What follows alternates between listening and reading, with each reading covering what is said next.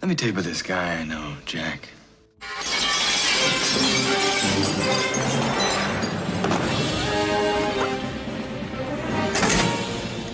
In 1989, Batman didn't just return to the big screen. He exploded back into our lives with a darkness we'd never seen before. Tim Burton's Batman wasn't the campy crusader from the 60s TV show.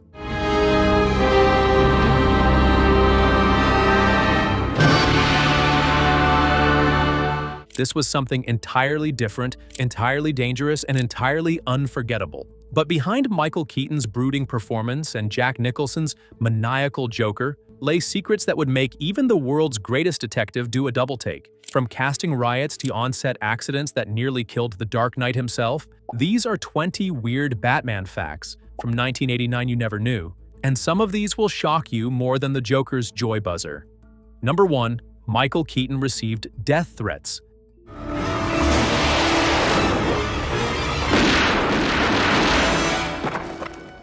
"50,000 angry fans protested Michael Keaton's casting. When Warner Bros. Announced that the comedic actor from Mr. Mom would play Batman, fans went ballistic. They organized letter-writing campaigns, petitions, and even protests outside the studio gates. The backlash was so intense that Warner Bros. Stock price actually dropped. Keaton received death threats and had to hire bodyguards. Comic book stores reported fans burning Batman comics in protest. One fan group took out a full-page ad in Variety demanding Keaton be replaced. The irony? Keaton's performance became legendary and redefined Batman for an entire generation. Number 2. The Batsuit gave Keaton heat stroke.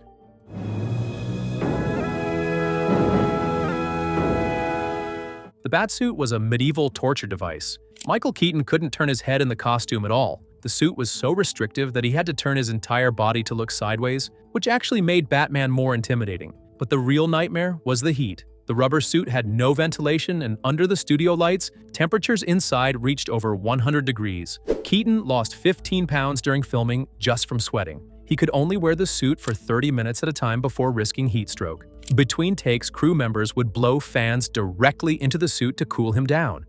Number 3. Jack Nicholson made over $60 million for his role. You can call me Joker. Jack Nicholson made more money than anyone expected. While Keaton earned $5 million, Nicholson negotiated a deal that included a percentage of the film's profits and all merchandise sales featuring the Joker. This meant he earned money from every Joker toy, poster, and t-shirt sold. His total earnings from Batman? Over $60 million, making him one of the highest-paid actors in movie history for a single role. Nicholson later said the Joker was the gift that kept on giving and bought several houses with his Batman money. Number 4. The Batmobile cost $250,000 to build.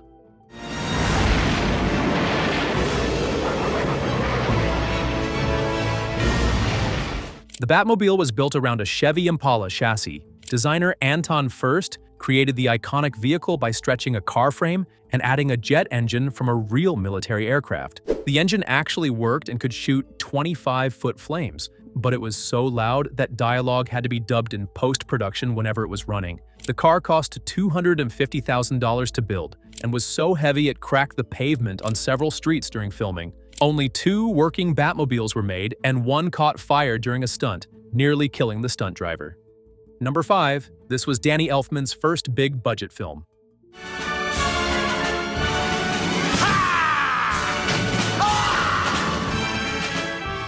Danny Elfman had never scored a big-budget film before. Tim Burton chose his friend Elfman despite the composer having no experience with major Hollywood productions. The studio was so nervous they hired a backup composer to create an alternative score.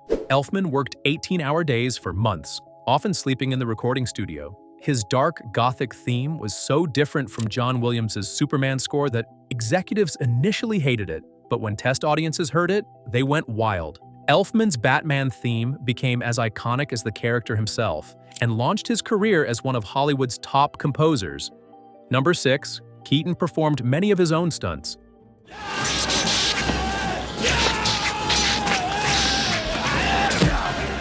Michael Keaton was committed to making his Batman performance as authentic as possible. The actor insisted on doing many of his own stunts, including fight scenes and some of the more physical Batman sequences. Keaton's dedication to the physical aspects of the role helped create a more believable and grounded Batman. His willingness to perform his own action sequences contributed to the film's realistic tone and helped establish Batman as a more serious, less campy character than previous portrayals. The physical demands of the role, combined with the restrictive Batsuit, made filming particularly challenging for Keaton.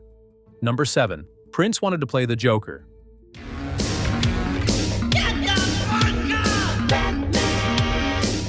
Prince wrote an entire album for the movie. The pop superstar was so excited about Batman that he created a full concept album called Batman without being asked. Warner Brothers loved it so much they incorporated several songs into the film and used Bat Dance as the main promotional single. Go, go, go with a smile. Prince even designed his own Batman symbol and wanted to play the Joker himself. His music video for Bat Dance featured him in a half Batman, half Joker costume that became iconic in its own right. The album went platinum and introduced Batman to a whole new audience. Number 8. Nicholson's makeup process was complex.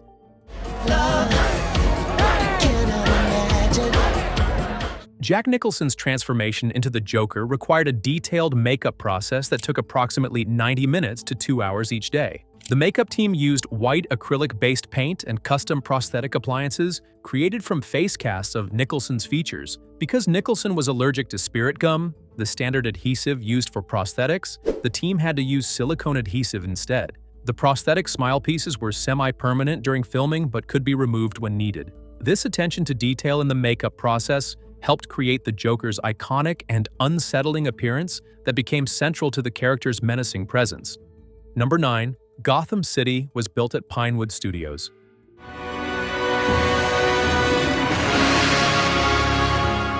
The entire Gotham City was constructed at Pinewood Studios in London rather than filming in New York, primarily for cost reasons. The massive sets were built using forced perspective techniques to make them appear much larger than they actually were. The Gotham City backlot was so impressive and well constructed that it remained standing after filming and was reused for Batman Returns and other productions. The decision to build Gotham from scratch allowed Tim Burton to create his own dark, gothic vision of the city that perfectly matched the film's noir-influenced aesthetic. Number 10. Batman's most famous line was improvised. What are you? I'm Batman. Michael Keaton improvised Batman's most famous line. The iconic I'm Batman wasn't in the original script. During a scene where Batman interrogates a criminal, Keaton felt the written dialogue was too wordy. He suggested the simple, menacing declaration instead. Director Tim Burton loved it so much he used it multiple times throughout the film. The line became Batman's signature phrase and has been referenced in every Batman movie since. Keaton later said he was just trying to find the most intimidating way to introduce the character. Number 11. The first superhero film to gross over $400 million. Hold on.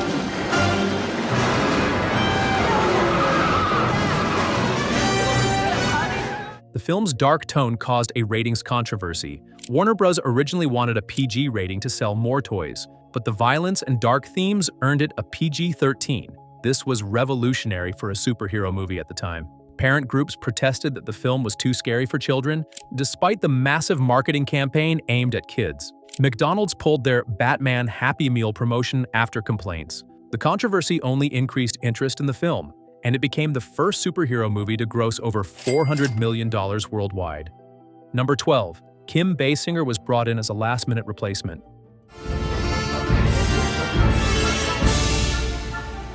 Where are we going? Kim Basinger's Vicky Vale was almost played by Sean Young. Young was originally cast as Vicky Vale but broke her arm in a horse riding accident during pre-production.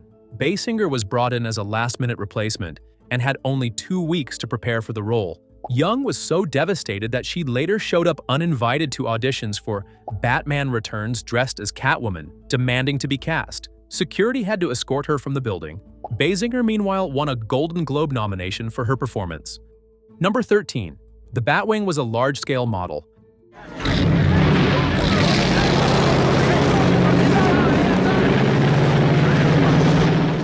The Batwing seen in the film was actually a large-scale model, rather than a full-sized aircraft. The model was operated using remote control technology for the flying sequences. Creating the Batwing required significant technical expertise to make it look realistic on screen, while being practical enough to film with. The design of the Batwing became iconic, and influenced how Batman's aircraft would be portrayed in future films. The model work and special effects used to bring the Batwing to life were considered cutting edge for their time. Number 14. Jack Nicholson created the Joker's distinctive laugh. You can call me Joker. And as you can see, I'm a lot happier. Jack Nicholson developed the Joker's maniacal laugh as a key part of his character portrayal. The distinctive cackle became one of the most memorable aspects of his performance and helped define how the Joker would sound in future adaptations. Nicholson's theatrical background and natural charisma allowed him to create a laugh that was both terrifying and captivating. The Joker's laugh became so iconic that it's still referenced and imitated in popular culture today. Nicholson's vocal performance as the Joker was as important as his physical transformation in creating the character. Number 15. The film revitalized Batman's popularity. Get in the car. Which one?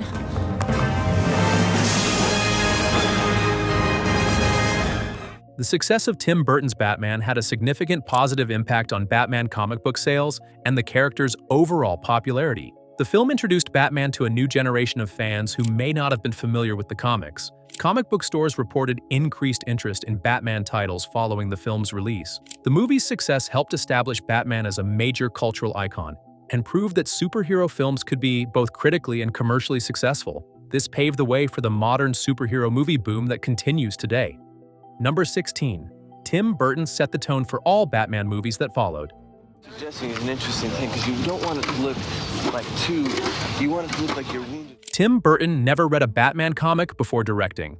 The filmmaker was hired based on his work on Pee-wee's Big Adventure and admitted he wasn't familiar with the source material. He spent months reading comics and decided to ignore the campy 1960s TV show completely. Burton's vision was influenced more by German expressionist films and film noir than comic books. This fresh perspective is what made the movie so revolutionary.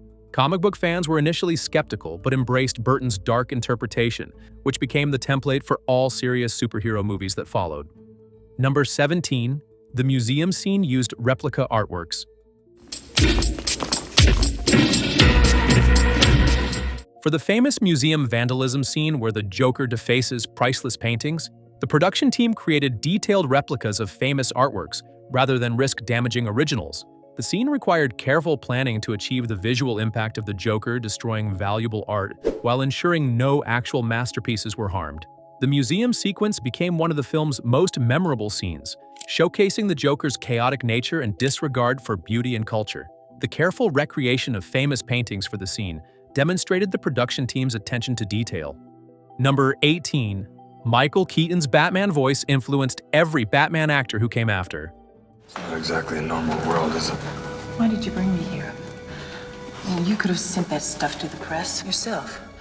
Michael Keaton's Batman voice was inspired by Clint Eastwood. Keaton studied Eastwood's Dirty Harry films to develop Batman's intimidating growl. He practiced the voice for months, often speaking in the Batman voice during normal conversations to perfect it. His family thought he was having a breakdown because he would answer the phone as Batman. The voice was so effective that it influenced every Batman actor who came after him. Christian Bale later admitted he based his Batman voice partly on Keaton's interpretation. Number 19. The film had unprecedented merchandising success.